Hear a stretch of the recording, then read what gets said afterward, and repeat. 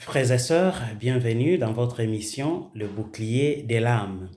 Cette émission qui vous accompagne dans votre quête de félicité, de sérénité intérieure. Vous savez que plus notre intérieur est serein, plus aussi notre vie sociale, nos relations seront sereines et nous serons des ouvriers de paix, de réconciliation et de fraternité. Comme le dit Saint Jacques, l'origine des conflits, des violences est dans l'intérieur, hein, et non pas à l'extérieur. C'est parce que de l'intérieur où nous prenons des projets pour la destruction des autres, pour la destruction du monde. Et alors, cette émission va vous aider à remettre de l'ordre et à combattre l'anarchie intérieure à partir de la parole de Dieu, qui est la parole de vie, qui est la parole de joie, qui est la parole de la félicité.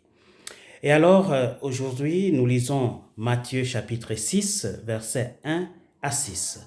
Jésus disait, « Gardez-vous de pratiquer votre religion devant les hommes pour attirer leur regard. Sinon, pas de récompense pour vous auprès de votre Père qui est aux cieux.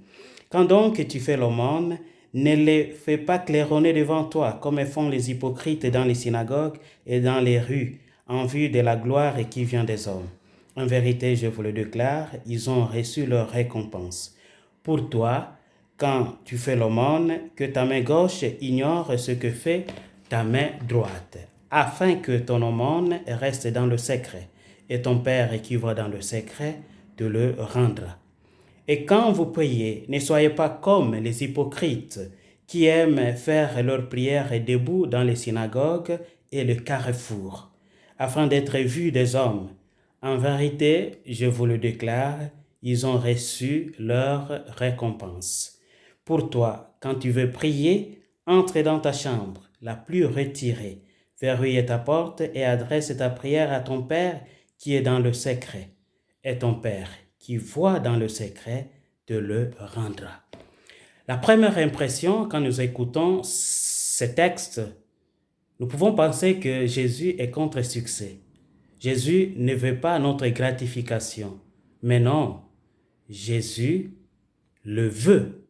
Mais il veut nous épargner d'une dérive terrible, catastrophique, celle de l'insécurité intérieure permanente, chronique. Pourquoi? Parce que plus nous fondons notre vie sur l'apparence, plus nous demeurons des esclaves, des appréciations, des acclamations et de regards extérieurs. Et vous le savez bien, le regard humain est opportuniste et manipulateur.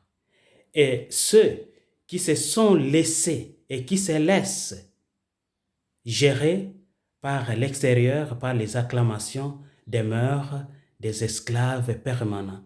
Parce que, comme je le disais tantôt, le regard humain est opportuniste et éphémère. Et donc, tu dois travailler pour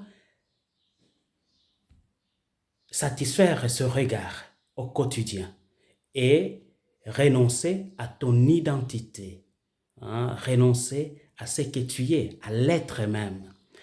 Et voilà, ça c'est une mise en garde contre l'idolâtrie des succès, contre l'idolâtrie d'auto-satisfaction, d'auto-glorification. Et alors, Jésus veut nous remettre de l'ordre dans notre vie.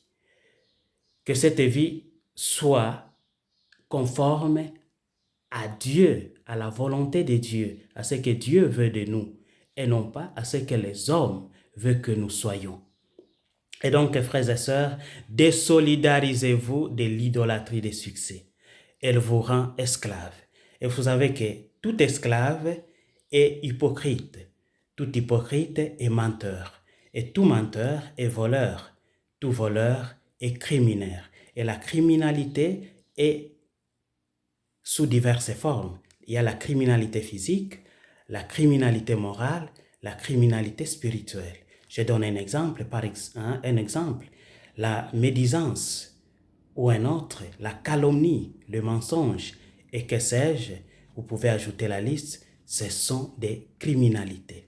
Et cela tire leur source à cette volonté, cette recherche, cette idolâtrie de succès, de vouloir satisfaire l'apparence et non d'être. Dieu, qu'est-ce qu'il a dit au prophète Samuel? Les hommes regardent l'apparence, mais Dieu voit les cœurs, parce que les cœurs, c'est ce que nous sommes et non pas ce que nous apparaissons.